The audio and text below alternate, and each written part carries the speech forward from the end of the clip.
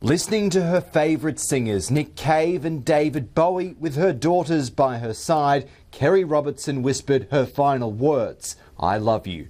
15 minutes later, she became the first person to end their life under Victoria's historic assisted dying laws. 10 years ago, Kerry Robertson was diagnosed with breast cancer. The disease spread to her bones, lungs, brain and eventually her liver. When Victoria's voluntary euthanasia laws came into effect, the 61-year-old was one of the first patients to consult her doctor about accessing life-ending medication. On the 19th of July, 26 days after the laws came into effect, the lethal drugs were delivered to her nursing home in Bendigo. The process has already been reviewed by Victoria's Assisted Dying Board.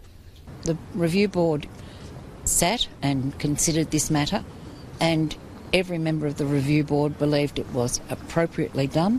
It was in full compliance with the legislation.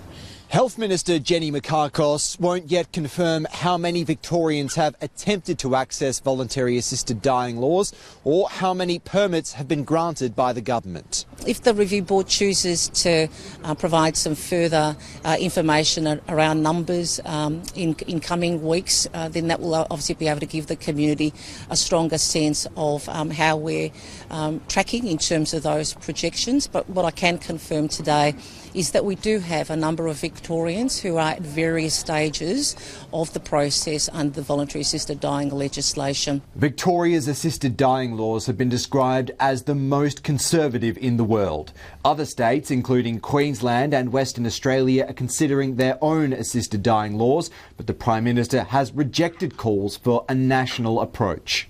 Should there be a national law controlling assisted dying rather than states introducing it as a box? We're not doing that. Thank you.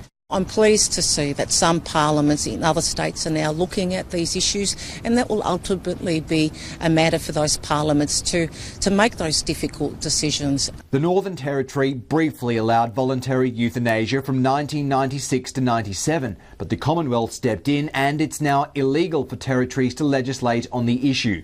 In South Australia, a member's bill to introduce the practice was defeated by a single vote in 2016, and in Tasmania and New South Wales, similar bills were defeated in 2017. Patrick Murrell, Sky News.